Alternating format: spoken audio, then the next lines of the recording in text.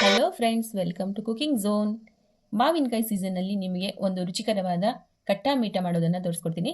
ಇದನ್ನು ನೀವು ಬಹಳ ದಿನ ಸ್ಟೋರ್ ಮಾಡಿ ಇಟ್ಕೊಳ್ಬೋದು. ಇದು ತಿನ್ನೋದಕ್ಕೆ ಕೂಡ ತುಂಬ ಚೆನ್ನಾಗಿರುತ್ತೆ. ಬಾಯಲ್ಲಿ ನೀರನ್ನು ಉರಿಸುವಂಥ ಈ ರುಚಿಕರವಾದ ರೆಸಿಪಿಯನ್ನು ಇದನ್ನು ನಮಗೆ ಮಾಡೋದನ್ನು ತೋರಿಸ್ಕೊಡ್ತೀನಿ. ಇದು ಇಡ್ಲಿ, ದೋಸೆ, ಚಪಾತಿ, ಪೂರಿ, ಅನ್ನ ಸಾಂಬಾರು ಅಥವಾ ಅನ್ನಕ್ಕೂ ಕೂಡ ಇದನ್ನು ನೀವು ಕಲಿಸ್ಕೊಂಡು ತಿನ್ಬೋದು. ಅಷ್ಟೊಂದು ರುಚಿಯಾಗಿರುತ್ತಲ್ಲ. ಇದು ಒಂದು 15 ದಿವಸ ನೀವು ಸ್ಟೋರ್ ಮಾಡಿ ಇಟ್ಕೊಳ್ಬೋದು. ಫ್ರಿಜ್ನಲ್ಲಿ ಇಟ್ಟರೆ ನೀವು ತಿಂಗಳವರೆಗೂ ಇದನ್ನು ಹಾಗೆ ಇಟ್ಕೊಂಡು ತಿನ್ಬೋದು. ಆದರೆ ನೀವು ಇದನ್ನು ಅಷ್ಟು ದಿನ ಇಟ್ಕೊಳ್ಳೋದಿಲ್ಲ, ಯಾಕೆಂದರೆ ಇದರ ರುಚಿಗೆ ನೀವು ಇದನ್ನು ಬೇಗ ಖಾಲಿ ಮಾಡ್ತೀರಾ. ಅಷ್ಟೊಂದು ರುಚಿಯಾಗಿರುತ್ತೆ. ಮೊದಲಿಗೆ ನಾವು ಮಾವಿನಕಾಯಿಗಳನ್ನು ತಗೊಳ್ಳೋಣ.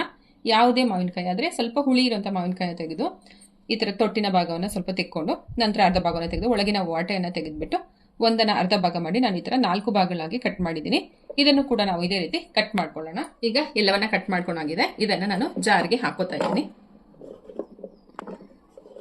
ಇಲ್ಲಿ ನಾನು ಅರ್ಧ ಭಾಗವನ್ನು ಹಾಕೊಂಡಿದ್ದೀನಿ. ಇದಕ್ಕೆ ಸರಿ ಒಂದಷ್ಟು ರುಚಿಗೆ ತಕ್ಕಷ್ಟು ಉಪ್ಪನ್ನು ಹಾಕೊಳ್ಳೋಣ.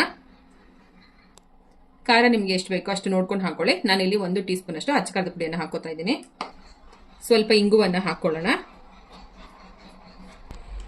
ಇದಕ್ಕೆ ಸ್ವಲ್ಪ ಬೆಲ್ಲವನ್ನು ಪುಡಿ ಮಾಡಿ ಹಾಕೊಳ್ಳೋಣ. ಇದಕ್ಕೆ ಒಂದು 5 ಹೆಸರು ಬೆಳ್ಳುಳ್ಳಿಯನ್ನು ಹಾಕೋತಾ ಇದ್ದೀನಿ. ನಿಮಗೆ ಬೆಳ್ಳುಳ್ಳಿನ ಉಪಯೋಗಿಸದೇ ಇರೋರು ಇದನ್ನು ಸ್ಕಿಪ್ ಮಾಡ್ಕೋಬಹುದು. ಇದನ್ನು ಲಿಡ್ಡನ್ನು ಮುಚ್ಚಿ ಸ್ವಲ್ಪ ತರಿತರಿಯಾಗಿ ನಾವು ರುಬ್ಕೊಳ್ಳೋಣ. ಈಗ ನಾನು ಇದನ್ನು ತರಿತರಿಯಾಗಿ ರುಬ್ಕೊಂಡಿದ್ದೀನಿ.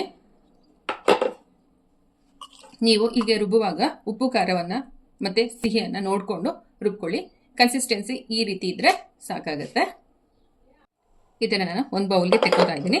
ಮಿಕ್ಕ ಅರ್ಧವನ್ನು ಕೂಡ ನಾವು ಇದೇ ರೀತಿ ಹಾಕ್ಕೊಂಡು ಉಪ್ಪು ಖಾರ ಮತ್ತು ಬೆಲ್ಲವನ್ನು ಹಾಕ್ಕೊಂಡು ಇನ್ನೊಂದ್ಸರಿ ಇದನ್ನು ನಾನು ತರಿತರಿಯಾಗಿ ರುಬ್ಕೋತೀನಿ.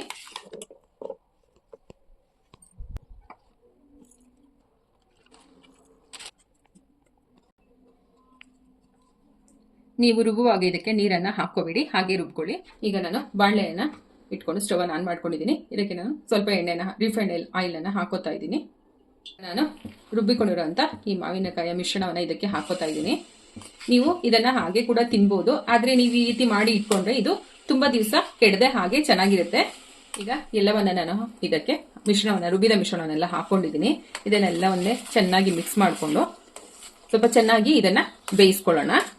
ಈಗ ಇದು 5 ರಿಂದ 10 ನಿಮಿಷ ನಾನು ಇದನ್ನು ಬಿಡದೆ ಕೈ ಆಡಿಸ್ಕೊಂಡಿದ್ದೀನಿ. ಇದನ್ನು ನೀವು ಒಂದು 15 ದಿನಗಳ ಕಾಲ ಸ್ಟೋರ್ ಮಾಡಿ ಇಟ್ಕೋಬಹುದು.